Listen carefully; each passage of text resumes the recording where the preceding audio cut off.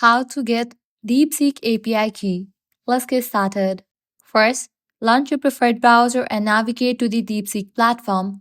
For that, you can type in platform.deepseek.com. You will be directed to the official website of it. Sign up for an account using your email, Google, or Apple ID. Once logged in, you will be directed to this page. Now click on three bars given at the top left.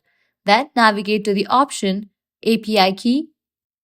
Click on Create New Key and provide a name or description for the key. Example, My App Integration. Specify any necessary permissions or access scopes for the API key based on your intended use. After generating the key, copy it immediately as it may be shown once. Save it securely to prevent unauthorized access. Some API keys may require setting up a billing account, especially for access to premium features or higher request limits. Navigate to the billing section in your account to set up payment details.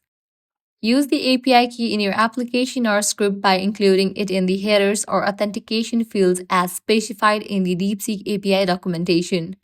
Refer to the DeepSeek API documentation for details on API endpoints, authentication methods, rate limits, sample code for integration.